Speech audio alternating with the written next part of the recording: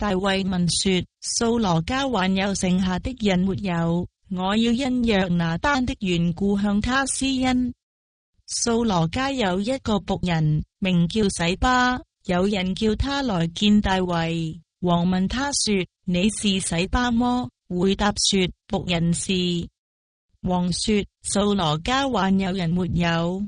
我要照神的慈愛恩待他。洗巴對王說：還有約拿單的一個兒子，是瘸腿的。王說：他在哪裏？洗巴對王說：他在羅底巴雅米利的兒子馬吉家裏。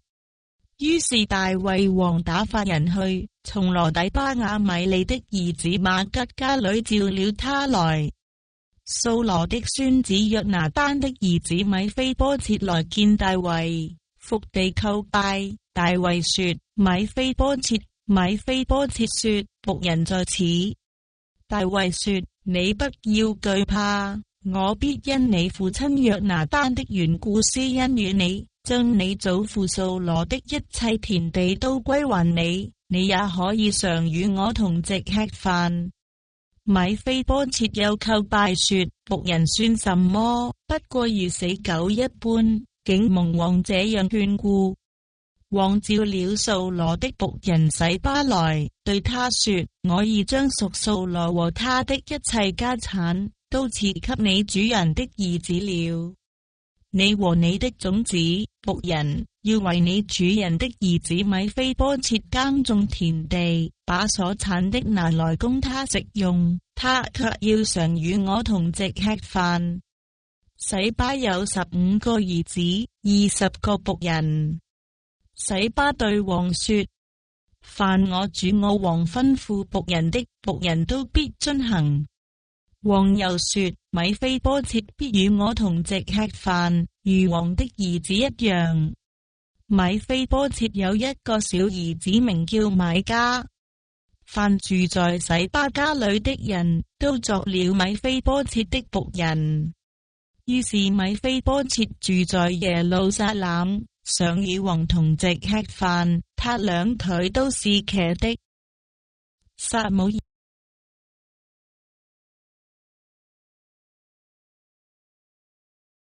冰心咧講過一句非常有趣嘅話，話一粒沙裏看世界，半塊花瓣說人情。人情呢樣嘢咧喺中國人眼中咧實在有啲古怪，亦都有啲神秘感啊！人家請客，我家送禮，我哋叫做做人情喎。唔通做人情就等於送禮？我哋教會咧就有呢啲成人團契啊！啲弟兄姊妹嘅特色就係飲飲食食，每逢聚會先後都係食嘢嘅茶樓相交，佢哋好有人情味。好多時候都同我講話，蘇牧師一齊去飲茶咧。我心早已決定盡量少出街飲茶，尤其是炒粉炒麵、MSG 豬油呢一類，一於免問。學下食少啖，瞓多覺。但我又知道咧，對啲老人家嚟講咧，佢哋誠意拳拳，好多時候牧師你後生喎，食多啲啦，吃多啲啦。佢話我後生，其實都唔後生噶啦，就更加上為咗要保存自己個身材一於耍手擰頭。有時自己問下自己，咁我係好冇人情味呢？咩叫人情味呢？唔通去飲茶就有人情味？我又記得初信主嘅時候咧，我聽過一個令我震驚嘅故事。教會有個屬靈長者非常古怪，過年過節嘅時候，有朋友嚟拜年，佢一於門都唔開，大聲話拜年係中國人迷信嘅習俗，唔好引誘我犯罪啊！一於響以閉門羹。我心裏話：哇，點解呢個人咁冇人情味啊？唔通信咗耶穌之後就會咁？一啲人情味都冇，一啲都唔識得人情世故。後來信咗主耐啲發覺教會其實係一個好有人情味嘅地方。問題唔係在乎嘅教會，而係好多所謂嘅屬靈長者咧，係誤解咗乜嘢叫做屬靈啦。我諗人情呢樣嘢咧係不可理喻嘅，但亦都唔能夠完全嘅，但係佢能夠領會，亦都能夠感受，所以人情咧係好有味嘅。你細心咀嚼，越啄越有味嘅。難怪冰心話半塊花散說人情嘅意思就話，就算喺小事瑣事啊，啲人情味亦都可以品嘗到啊！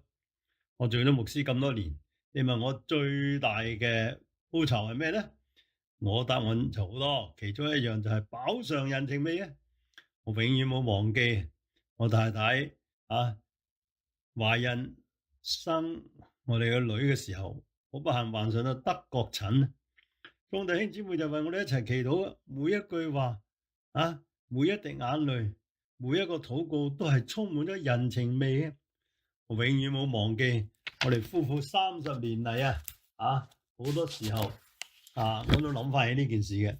我哋放棄咗香港嘅職業嚟到美國讀神學，其實諗下唔止30年啦，都諗下都唔知幾多年啦嗰時候我哋只有支出，少少收入。每逢信箱裏面收到來信，裏面夾住一張支票，係香港啲弟兄姊妹寄嚟嘅愛心奉獻，裏面寫上幾句鼓勵嘅說話同埋問候，心裏面有說不出嘅滋味。呢啲咪就係人情味咧？有時我哋收到啲冬菇啊、江瑤柱啊，喺我哋平淡嘅神學院生活裏邊增添唔少嘅味道，我永遠唔會忘記。我亦都唔忘記當我係2000年離開三藩市嘅時候，啲弟兄姊妹依依不捨之情真係真係說不出嗰種暖流啊！尤其是咧，我哋有事或者太太有病嘅時候弟兄姊妹嘅問候佢哋嘅關懷令我哋非常感動。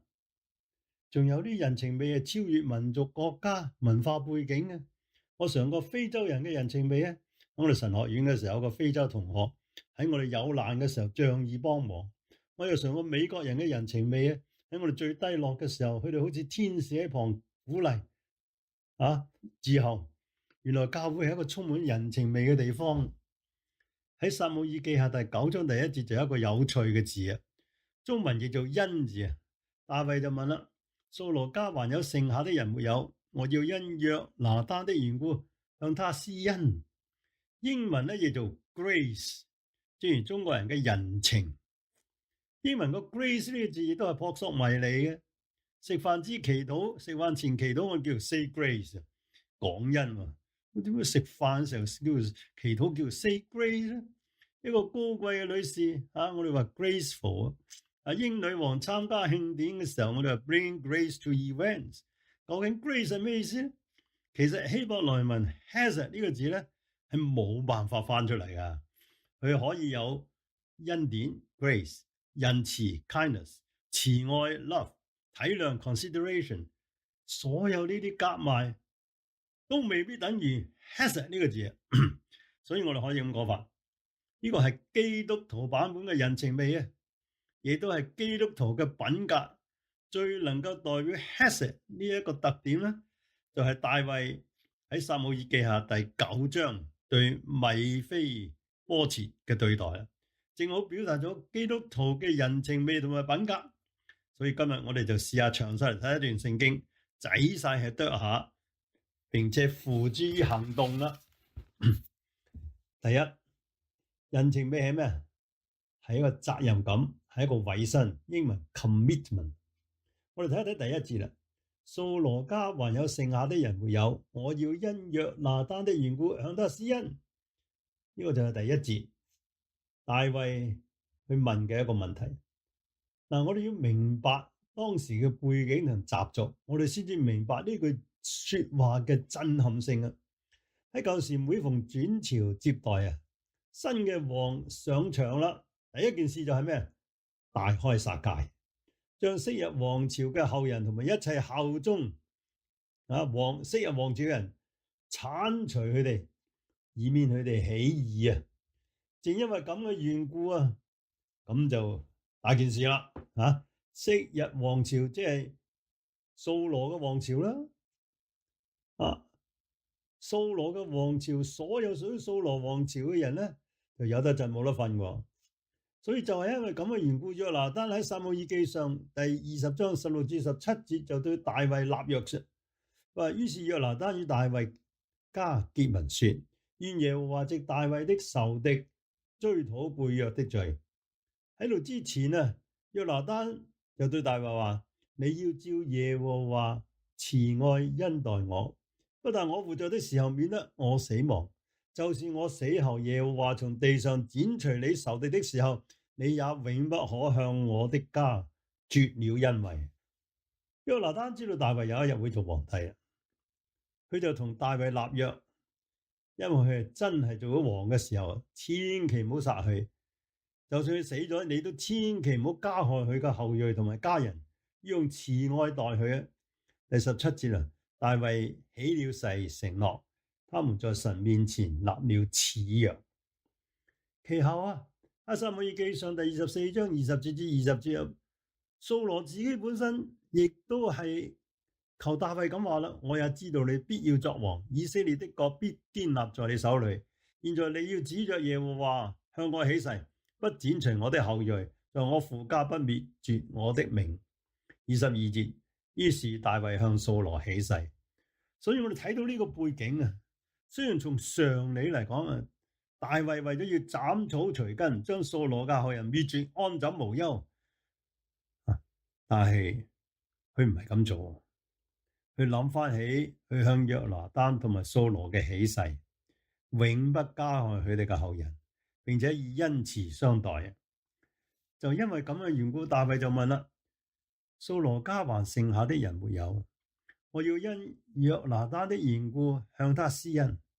留意大衛喺度所講啊，佢唔係話掃羅後人裏邊有邊個有資格領受我嘅恩典，有邊個咧係可以領受我恩典，但又唔會影響我嘅江山嘅。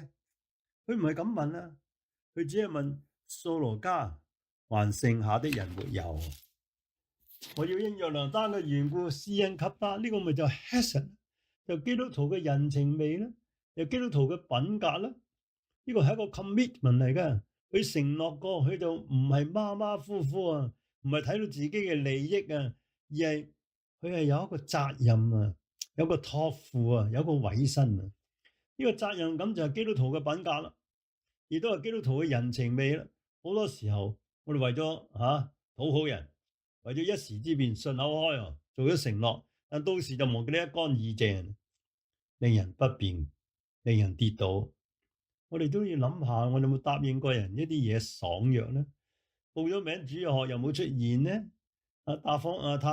答應個探訪人又未做咧？借人嘢仲未還咧？應承個神嘅嘢仲未履行咧？呢啲係培植我哋品格同埋人情味，學下大衛啊，守諾言啊！我哋再嚟睇第二個特色啦，就係同情同埋憐憫啦。我哋睇睇第2節，掃羅家有一個僕人，名叫洗巴。有人叫他來見大衛，王問他說：你是洗巴嗎？回答說：僕人是。王說：掃羅家還有人沒有？我要照神的慈愛恩待他。洗巴對王說：還有約拿單的一個兒子，是瘸腿的。王說：他在哪裏？呢一段對話係非常有趣。當大衛見到洗巴嘅時候，佢問掃羅家仲有冇人呢？我要照神嘅慈愛恩待佢。大衛怕洗巴誤會佢哇！而家揾到上門，係咪要追殺咧？揾掃羅王嘅後裔嚟追殺咧？唔係，佢諗到點樣照神嘅慈愛恩待佢。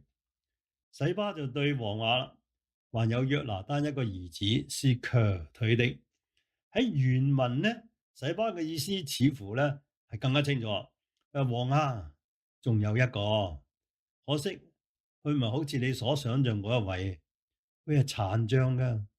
恐怕佢嘅出現同你嘅身份、你嘅尊貴同埋你呢個宮殿係不大相稱啊！但係你睇睇大衛點樣回答，佢唔會問咁佢傷成點啊？佢醜成點啊？佢惡成點啊？佢唔係問呢啲，佢都甚至冇問到點解佢搞成咁啊！佢只係問佢喺邊度啊？呢個咪就係 Hesed咧？呢個咪就係人情味咧？係憐恤大衛，關心佢，唔理佢嘅身材、佢嘅狀況、佢嘅智商，只係因為佢係掃羅嘅後人，佢係約拿單嘅兒子，佢就要憐恤佢，佢就問他在哪裏。基督徒嘅品格，基督徒嘅人情味，就有呢一類嘅憐恤嘅心，同情憐恤，係將別人嘅需要特別敏感，將自己放喺別人嘅處境，設身處地去諗一諗。我諗路加福音第10章25至37節，好撒瑪利亞人嘅故事啊。經文提到一個律法師只嚟揾耶穌問永生之道，耶穌就問佢律法嘅精義，佢一針見血就將律法嘅精義講得清清楚楚。你要盡心盡性盡力盡意愛主你神，又要愛鄰舍如同愛自己。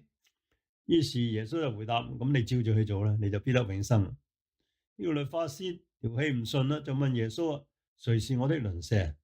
於是耶穌就講咗個著名嘅好撒瑪利亞人嘅故事啊。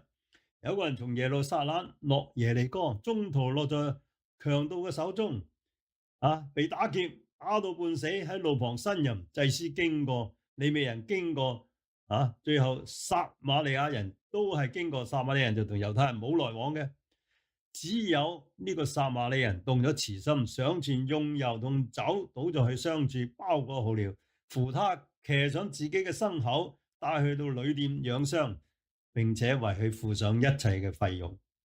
於是耶穌講完呢個故事，就問呢個律法師啊：這3人中哪一個落在強盜手中的鄰舍呢？律法師話是憐憫他的。耶穌話：你照着去做吧。留意律法師所嘅問題同埋耶穌所提出嘅問題係有唔同嘅。律法師嘅問題係：誰是我的鄰舍？意思話咧，你叫我去愛我鄰舍，邊個係我鄰舍啊？即係話芸芸眾生，唔係個個都係我鄰舍，有啲唔係我鄰舍，我點會愛佢啊？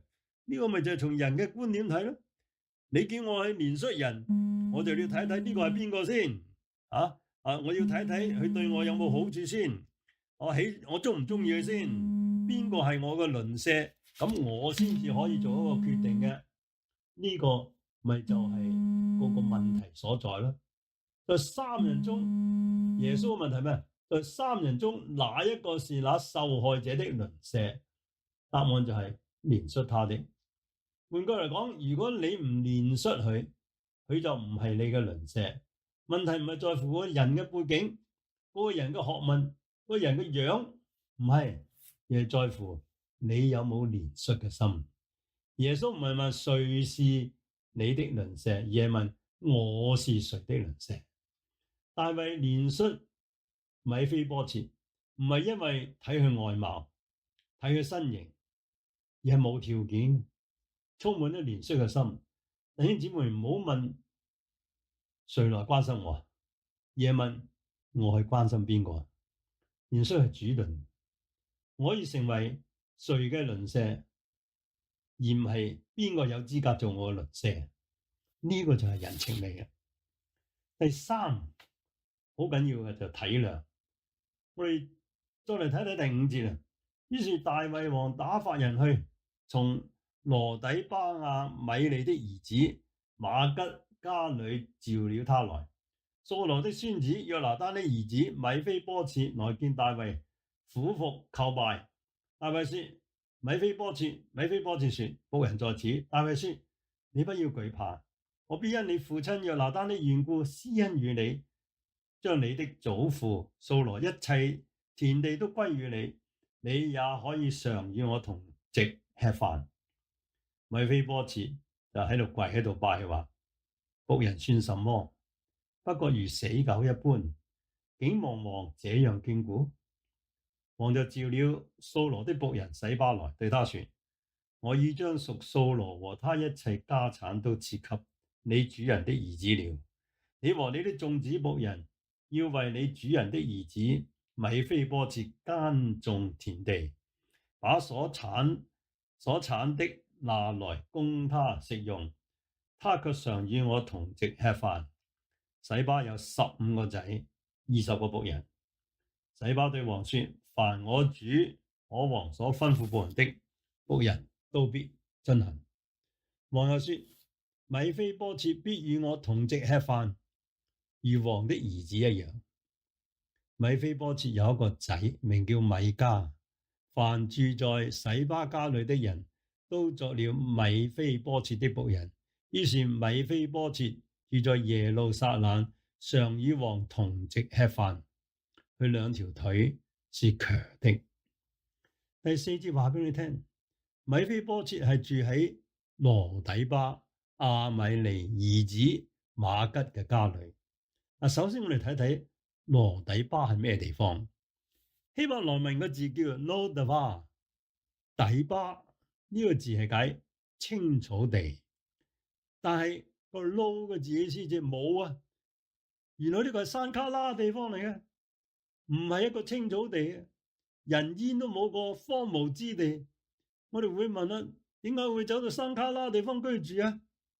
點解又要寄住喺人哋嘅屋企啊？好明顯，因為佢怕大衛追殺嘛。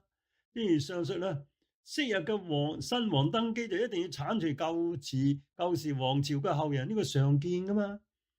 根據撒母耳記下第4章第4節話俾你聽，當掃羅同埋約拿單喺戰場戰死嘅時候，嗰個僕人就匆匆忙忙帶住米非波設走佬啦。喺匆忙跌咗一跤，就將呢個只有5歲大嘅細蚊仔整跛咗啦。自此呢個跛仔就過住咗恐懼痛苦嘅生活，藏喺山卡拉地方。想唔到約拿單嘅兒子竟落得如此啊！如今佢走都走唔到，逃都逃唔到啦。聽到大衛要走上門啊，佢心裏邊一定恐慌，你可想而知。但大衛點樣呢？佢自己曾經逃亡過，曾經喺山卡拉地方過過死人嘅生活。佢憐恤同埋體諒米非波設，佢明白佢嘅痛苦。一開始就話：你唔使驚，我必因你父親約拿單嘅緣故施恩與你，將你祖父一切嘅田地歸還俾你，並且邀請佢自己到屋企食飯，與佢好似同佢個仔一樣。呢個咪就係憐恤體諒咯。一個過來人了解佢嘅心情，明白佢嘅感受。呢種身同感受就係耶穌道成肉身嘅精髓。事實上，我哋對人嘅需要係要敏感，呢個係一個非常非常重要基督徒嘅品格。我諗到喺呢個 COVID-19 期間啊，好多時候我哋一連串嘅措施唔係要人遵守嘅嚇，咁我哋就下下咧就要硬崩崩去執行呢啲嘅措施，有時係令人反感㗎。冇咗人情味啊！我哋常常要記住啊，呢啲措施冇錯，我哋要實行，要保障我哋安全，但唔好忘記，我哋係有血有淚，係需要有支援嘅人。我哋能唔能夠體諒，能唔能夠憐恤呢？最後真誠，喺整段經文裏邊，我哋睇到大衛係一個真誠嘅人，佢唔係玩政治，佢唔係做戲。佢甚至開放佢自己屋企俾米非波設，睇下佢點樣對待佢個仔、佢屋企人。呢個係唔愚嘅 transparent。有時我哋認識一個人幾十年都唔知佢個人係點嘅。你對住牧師佢同你講咗幾十年度，都唔知佢點嘅。但係一個人能夠坦蕩蕩將自己表達出嚟，佢唔係扮演一個角色，而係有真誠。你係咪一個有 commitment、有責任感、有憐恤嘅心腸、有體諒、有真誠嘅人？呢個就係基督徒嘅品格，呢個就係基督徒嘅人情味啦。保羅稱呢個叫基督嘅香氣。你有冇嘅香氣喺裏邊咧？求主憐憫我哋，俾我哋有呢一個基督徒嘅品格、基督徒嘅人情味。請我同心低頭，我都同禱告。天父，求你俾我哋學像大衛，一個充滿有感情、有人情味、有憐恤嘅心嘅一個人，又俾我哋能夠係有責任感、有 commitment， 亦都有真誠。你憐憫幫助我哋，我哋知道我哋做唔到，好多時候我哋唔能夠開放我哋自己，好多時候我哋亦都係以自己嚟做中心。你憐憫幫助我哋。求主聽我哋嘅禱告，奉耶穌基督名求，阿門。